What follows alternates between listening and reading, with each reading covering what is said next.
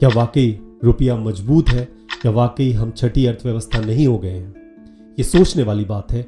आइए इसी पर हम बात करेंगे इस वीडियो के अंदर। क्यों इस तरह से रुपया पिछले एक साल में नीचे गया है और कैसे भविष्य में इसे हम शेप होते हुए देखेंगे। नमस्कार दोस्तों, क्या आपको पता है दुनिया की सबसे बड़ी अर्थव्यवस्था कौन सी है? हाँ, अमेरिका की अर्थव्यवस्था दुनिया की सबसे बड़ी अर्थव्यवस्था है। उसका जो जीडीपी है 32 ट्रिलियन डॉलर से भी ज्यादा का है। आपको पता है दूसरी बड़ी अर्थव्यवस्था कौन सी है? जाहिर तौर पर आप जानते ही होंगे, हमारा पड़ोसी और दुश्मन देश चीन है, जिसकी अर्थव्यवस्था 18 ट्रिलियन से भी ज्यादा की आंकी गई है। और यदि मैं पिछले साल तक की बात कहूं तो भारत भी इस सीक्वेंस में चौथे नंबर पर था। हालांकि हमारा जीडीपी 4 ट्रिलियन से कुछ ज्यादा था, जो कि दूसरी और पहली अर्थव्यवस्था से काफी दूर है।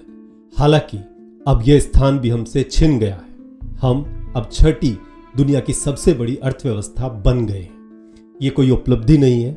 आपको पता है इसमें नीचे खिसकना ये बताता है कि हमारे देश के अंदर बिजनेसेस या इकोनॉमी जैसा परफॉर्म करना चाहिए थी वैसा नहीं कर रही है। इसीलिए हम 2 पायदान पिछड़कर अब यूके और जापान से नीचे आ गए हैं छठे नंबर पर। दोस्तों, ये बताया है आईएमएफ की जो WEO की रिपोर्ट है उसने बताया कि भारत का रुपया 9.5% तक टूट चुका है पिछले एक साल में अमेरिकी डॉलर के मुकाबले, जिसने हमें इस जीडीपी की कैलकुलेशन में काफी नीचे ले आया और हम छठे नंबर पर हैं। दोस्तों, आपको पता है ये रुपया कैसे टूटता है या फिर कोई भी करेंसी डॉलर के मुकाबले कैसे कमजोर होती है।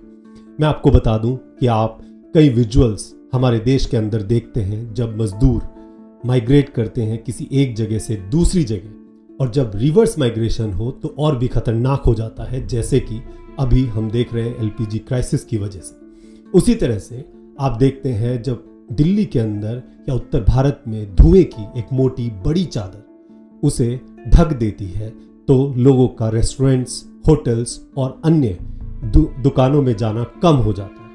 इसी तरह से जब आप देखते हैं डोनाल्ड ट्रंप भारत के ऊपर टैरिफ लगाते हैं तो कई फैक्ट्रियों में, छोटे बड़े उद्योगों में फर्क पड़ता है। दोस्तों, ये सब वही वजह है जिससे किसी भी देश का जो बिजनेस है, इकोनॉमी है, वो टूटती है या खराब परफॉर्म करती है। और यही कारण है पिछले एक साल के अंदर जैसे भारत ने इन मुसीबतों को झेला है, उसने इन्वेस्टर्स के मन में ये डर पैदा कर दिया है कि क्या भारत की इकोनॉमी वाकई भविष्य में अच्छा परफॉर्म करेगी। और चूंकि भारत का जो मार्केट है ओपन मार्केट है, इसमें कोई भी इन्वेस्टर दुनिया भर से आकर पैसा लगा सकता है, मुनाफा कमा सकता है। लेकिन वे तभी पैसा लगाते हैं जब उन्हें विश्वास हो कि यहाँ से होने वाला जो प्रोडक्शन है, यहाँ पे जो दी जाने वाली सर्विसेज है, यहाँ का स्किल उस लायक है जो फ्यूचर में दुनिया के देशों के अंदर भी अपना सामान बेच सके।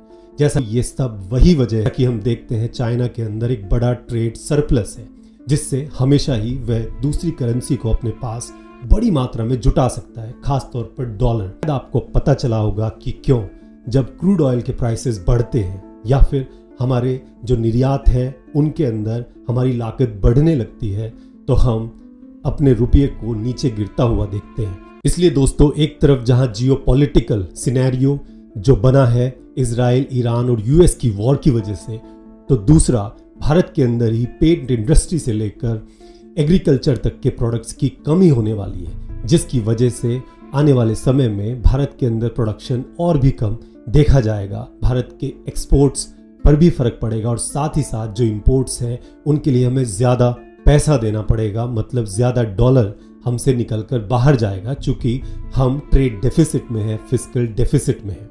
हम चाइना की जैसी इकोनॉमी नहीं है जिसका ट्रेड सरप्लस हो, मतलब जिसका बेचने का माल ज़्यादा हो, खरीदने का कम हो। तो जाहिर तौर पर हम ज़्यादा ही डॉलर बाहर भेजेंगे, जिससे आने वाले समय में भी हो सकता है रुपया और भी नीचे जाए। तो दोस्तों, मैं उम्मीद करता हूँ कि आपको इस विषय में ये इनसाइड स्टोरी पता चली होगी कि कैसे भारत का रुपया लगातार कमज़ोर हो रहा है डॉलर के मुकाबले। और क्या दोस्तों, उम्मीद करता हूँ आपको ये वीडियो पसंद आई होगी। यदि पसंद आई है तो इसे लाइक और शेयर जरूर करें और अपने कमेंट करके बताएं आप कैसे देखते हैं भारत की अर्थव्यवस्था को आने वाले समय में।